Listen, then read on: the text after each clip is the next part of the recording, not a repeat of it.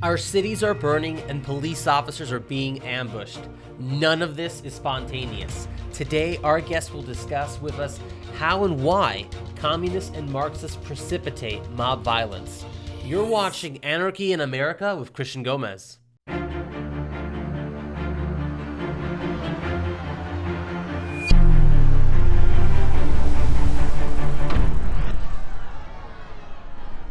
And joining us to discuss how communists precipitate mob violence is Art Thompson, former CEO of the John Birch Society from 2005 to 2020. Art, thank you for joining us today. My pleasure.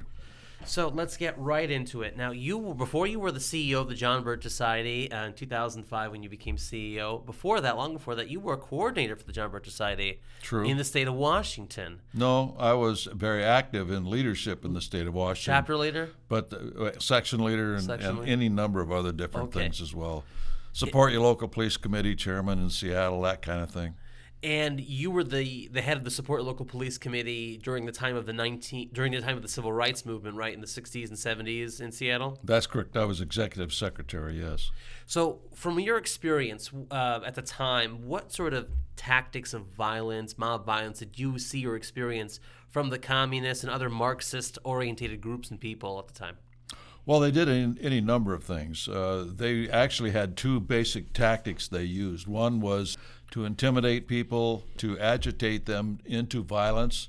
In other words, they could stand back after what they had done, and the white folk or whatever would attack them. The police would attack them for doing things that were illegal, belligerent, that sort of thing. They themselves never got involved in violence. The Martin Luther Kings, the John Lewises, they never got involved in violence, but they provoked violence on the other side to create that image of we're just peaceful folks. And then they could point the finger at these terrible, whatever they happen to be, just angry people in the neighborhood that got sick and tired of what was going on, or down at the courthouse, that kind of thing. On the other hand, you had the militant groups, the Black Panthers and those sorts, who actually did promote violence. They would start fires, for instance, and they would have snipers at these fires for the first responders, that when they would come, usually the firemen, they would start shooting at them. Then Wow. The police would come, and usually they would withdraw very quickly, but they would get this violence started. That's what happened in Watts. They burnt down a lot of the Watts district in LA, but they did this in city after city after city across the country. How is that the same or different from what's going on today with BLM and the riots and revolutions we're seeing in the streets of America? Well, you don't have the Martin Luther Kings and John Lewises today that are out front trying to intimidate mob action by their opponents. In other words, the people in the neighborhood, that sort of thing, or the businessmen. What you have is strictly the violent aspect coming from the Marxists, the Black Lives Matter people, the Antifa and those, to where that is exclusively the tactic they're using now to create all sorts of chaos. Now, I'm glad you mentioned John Lewis, late Congressman John Lewis. Now, before he was elected to the House back in 1988, many people may not recall, but you probably do recall, that he was the national chairman for something called the Student Nonviolent Coordinating Committee. And according to the state of Louisiana's Joint Legislative Committee on Un-American Activities, they found that for an 80-month period, that group received over $10,000 from the Southern Conference Education Fund, which was a known communist front. So was John Lewis a communist, or connected, let's say, if not a card-carrying member, but connected to communists, specifically in the Seattle area where you were active in? I used to infiltrate Marxist organizations in the day, and I was at a meeting with John Lewis and met him. And he was the only guy that was in the leadership in that room that I could not prove was a communist. This was a Communist Party conference you were attending undercover? undercover? It was a communist front. Okay. And there have been some facts that he was a member of the Young Communist League at the time, which was called the W.E.B. Du Bois Clubs. They changed the name of the Young Communist League to the W.E.B. Du Bois Clubs after a black individual, to try and give it a facade, if you will, of being involved in the civil rights movement, when in fact they were the youth arm of the Communist Party. So Yeah, he was one of these types, as I mentioned earlier, that would provoke people into violence on the other side. They would do crazy things. Some of the things it's very difficult to put in a video because they were so bad. I mean, prurient kinds of things.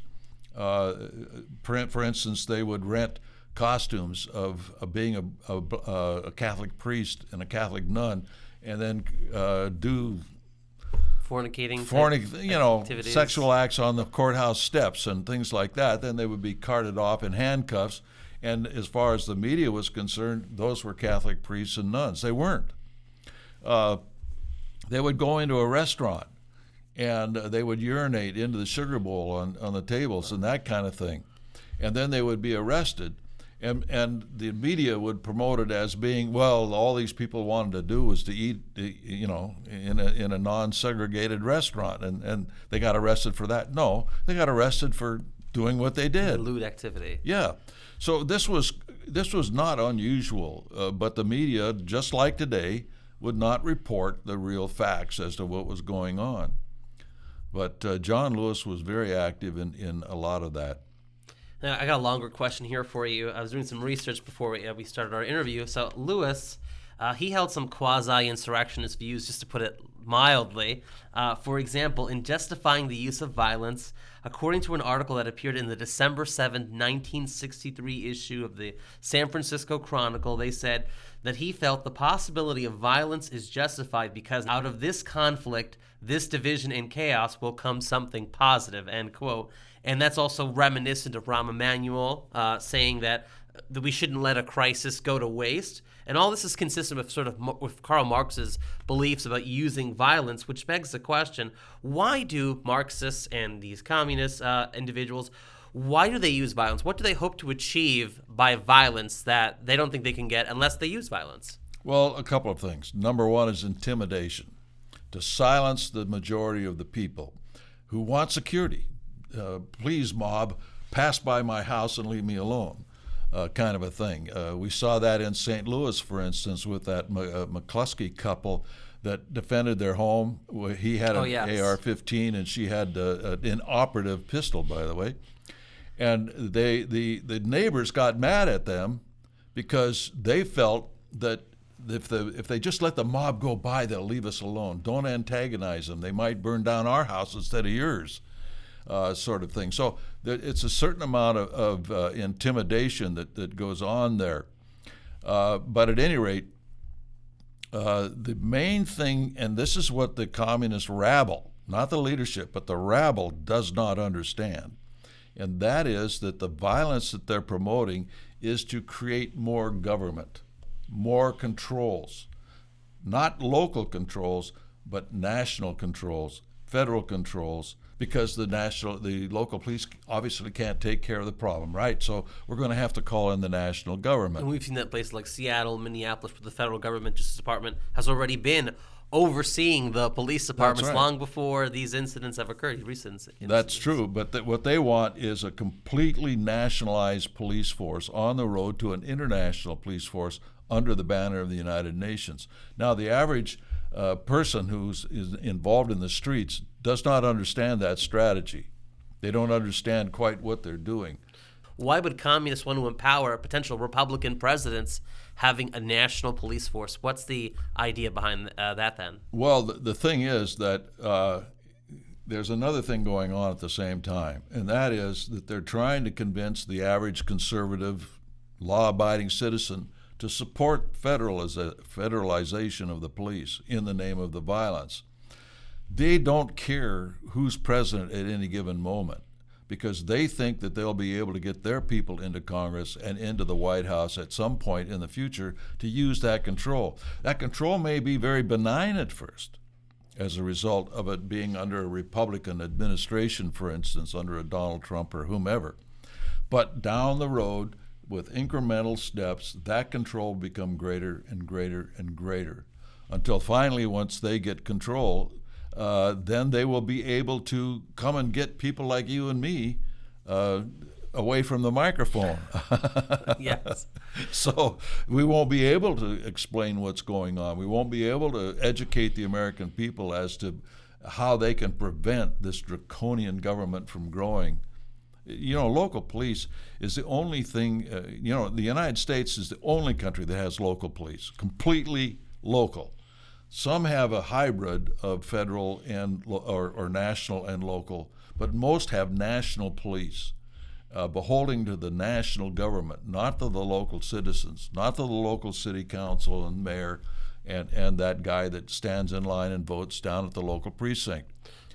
So then it's important for people to realize that when communists and Marxists and leftists in general are saying abolish the police and defund the police, that they're specifically targeting local police, but not necessarily let's abolish national police. Well, it's going to leave or a vacuum. National law enforcement. Abolishing the police or downgrading the police is going to leave a vacuum, right? And who fills the vacuum? Who fills the vacuum?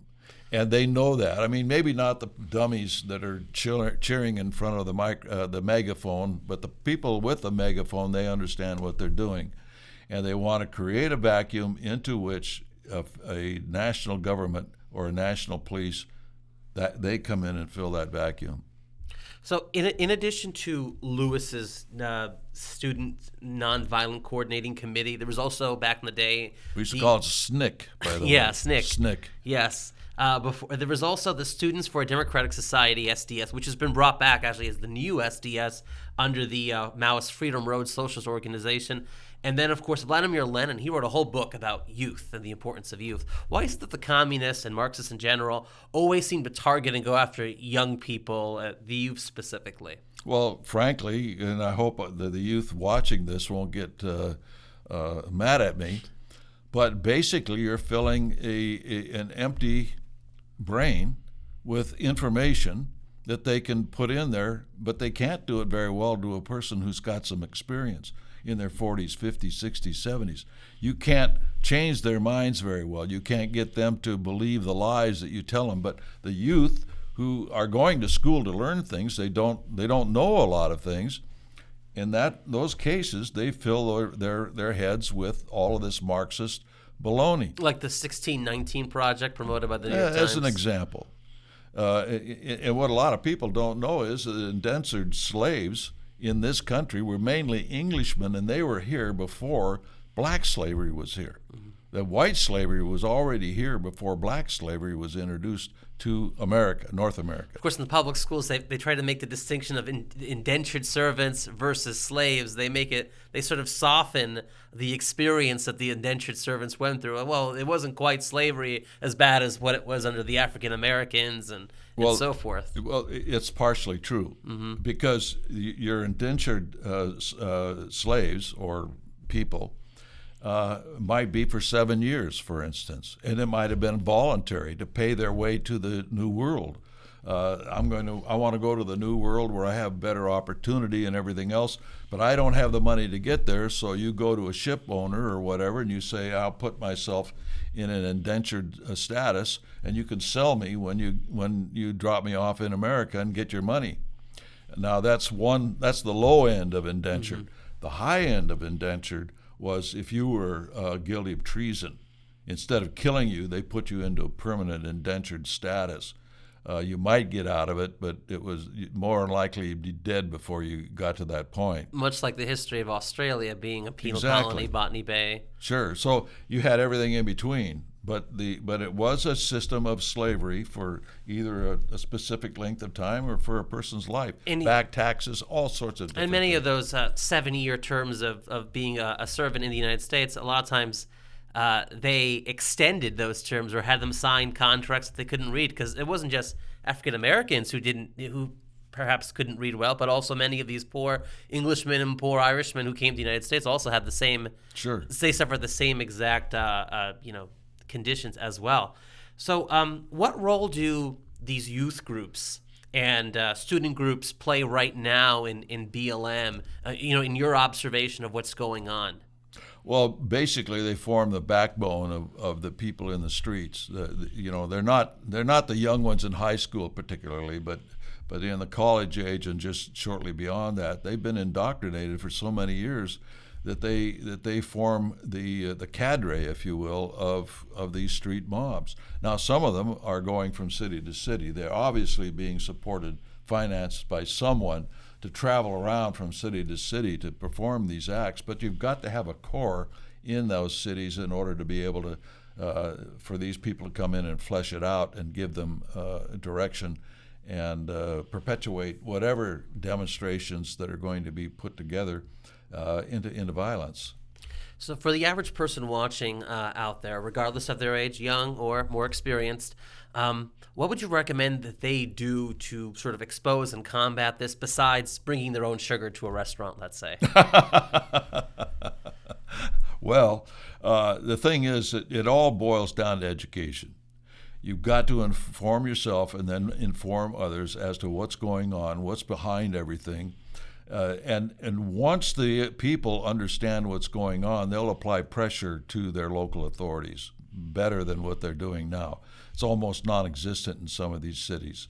And so even the most liberal Democrat doesn't want his house burned down, right? Yes. And so they will do what it takes to get their local people to do what's right if they know the extent of the problem, what's behind the problem, and the remedy of it. It goes beyond that, though, in the long term, because you've got to get to the schools. Either get to the schools or get your kids out of the schools. Look, back in the 60s, I used to be asked a lot to get into schools to speak to classes or assemblies, what have you. And the things I saw there, even today, are almost unbelievable. In the public schools, you mean? In the public schools. And this was in Seattle. But for instance, I was brought in to talk to a small group of kids in one school in Seattle. And the room we were in was the day room or study hall or whatever they called it. It was a Marxist headquarters. They had pictures of all the leftists and Marxists up around the top of the wall next to the ceiling, and a table with the Students for a Democratic Society literature, and that was it. It was a Marxist study hall. So the SDS can have their literature in the school, but groups like the Gideons, they have to be a block or two away if they want to pass out New Testaments. Exactly. And I would go into a classroom, for instance, where you would have a picture of Mao Zedong and Ho Chi Minh and the flag of North Vietnam, and they were teaching the kids to be on the side of the enemy during the Vietnam War. Wow. And these things were not unusual. There was one assembly that I addressed in a very prestigious college there, high school rather, where we had close to 2,000 kids.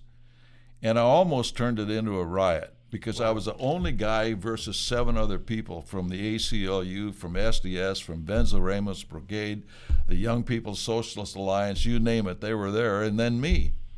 And so what I did was I showed the similarity between the Hitler Youth and the young communist youth at that time in the streets. And it just created, the kids, for instance, the students were up to here with their teachers teaching them communism, and they didn't like it. And so they got all stirred up over it, and when it was all over, all the leftist organizers came up and surrounded me. Here I am standing in the middle of about 10 deep people in 360 degrees around me, because they did not want me to go around to the classrooms to talk to the classes, which I was supposed to have done. Yes. But at any rate, this is back in the 60s. That's the kind of thing that was going on then. Wow. You can well imagine what's going on today. It's far worse. Thank you so much, Art Thompson. We're out of time today, but we appreciate having you on. My pleasure. Precipitating mob violence is perhaps the most well-known of the communist steps for takeover that we currently see playing out in our nation's cities and streets, and which is only likely to intensify after the election. Next week, we'll discuss the 5th step, creating semblance of revolution. Until then, God bless.